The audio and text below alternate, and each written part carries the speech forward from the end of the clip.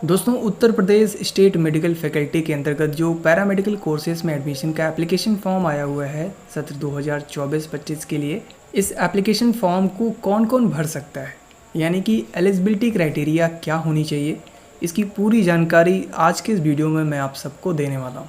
तो यदि आप इस साल पैरामेडिकल के किसी भी कोर्स में एडमिशन लेने जा रहे हैं तो आपको ज़रूर पता होना चाहिए कि उस कोर्स के लिए एलिजिबिलिटी क्राइटेरिया आखिर है क्या। तो चलिए बिना टाइम वेस्ट किए आज के इस वीडियो को शुरू करते हैं।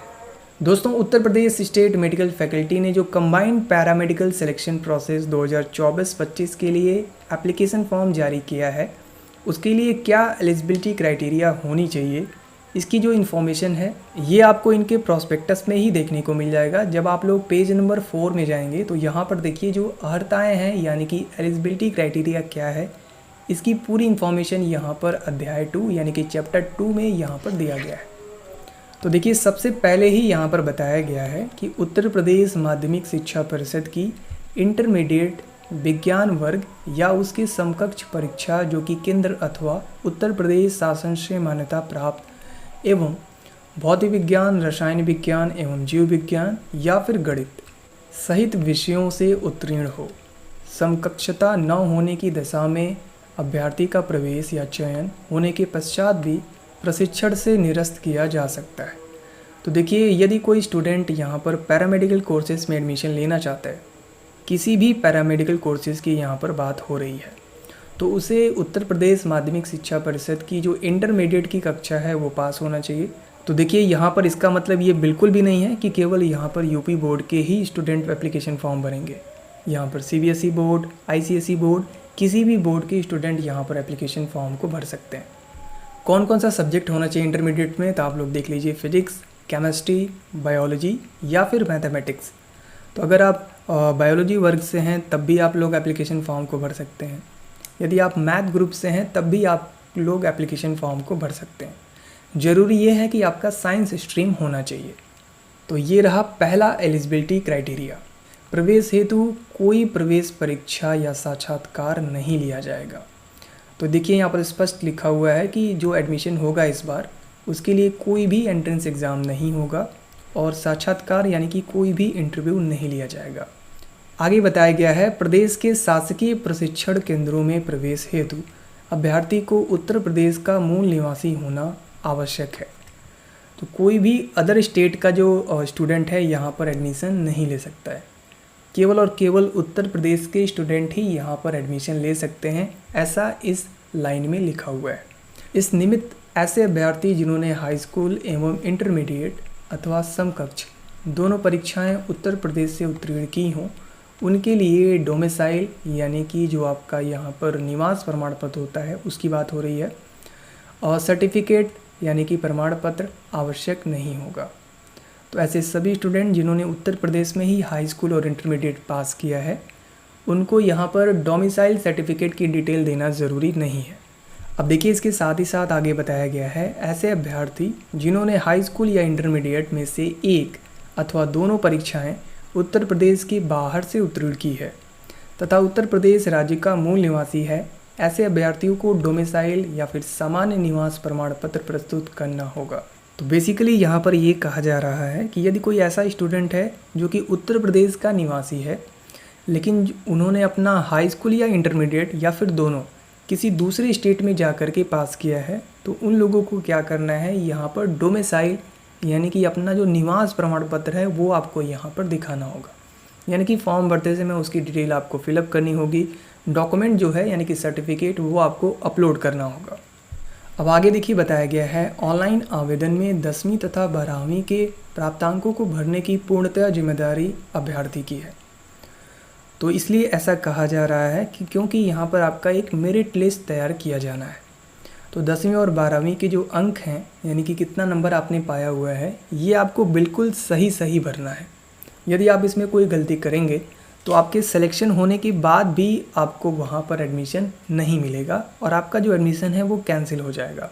सो मेक श्योर जो आपका 10th और 12th की जो डिटेल है वो आपको अच्छे से वहाँ पर फिलअप करना है। देखिए आगे लिखा हुआ है इसमें किसी भी त्रुटि के लिए Uttar Pradesh state medical faculty की कोई जिम्मेदारी नहीं होगी। अभ्यर्थी के चयन के उपरांत शैक्षणिक प्रमाण पत्रों एवं अन्य प्रपत्रों का सत्यापन प्रवेशित प्रशिक्षण केंद्र द्वारा ही किया जाएगा। यानी कि आपका डॉक्यूमेंट वेरिफिकेशन वगैरह होगा तो वहाँ पर कोई भी गलती नहीं होनी चाहिए।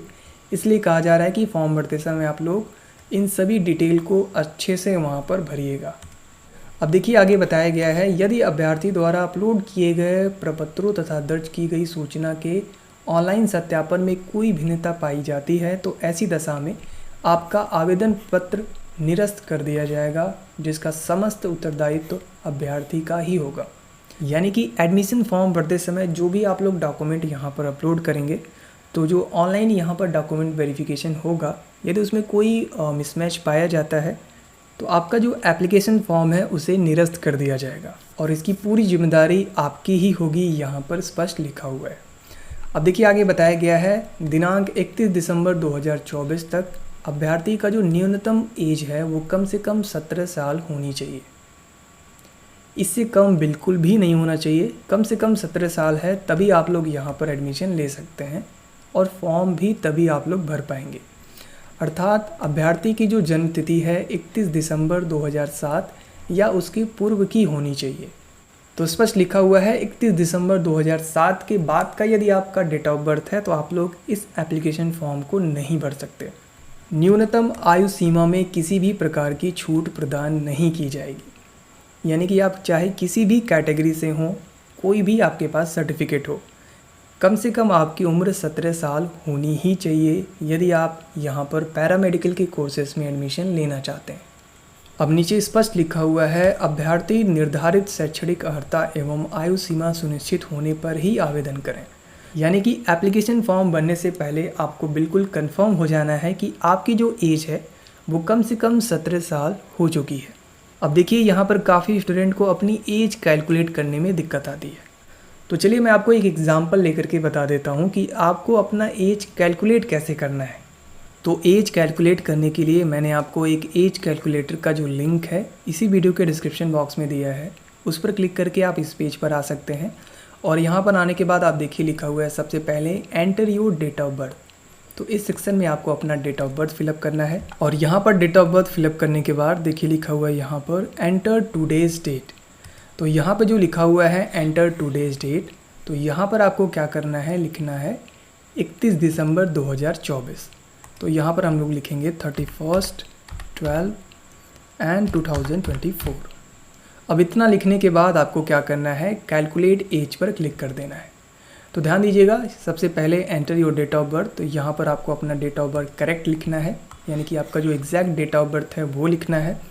और इसके बाद यहाँ पर जो लिखा हुआ है एंटर टुडेज डेट, यहाँ पर क्या करना है, आपको लिखना है 31 दिसंबर 2024। इसके बाद ही आपको यहाँ पर कैलकुलेट एज पर क्लिक करना है।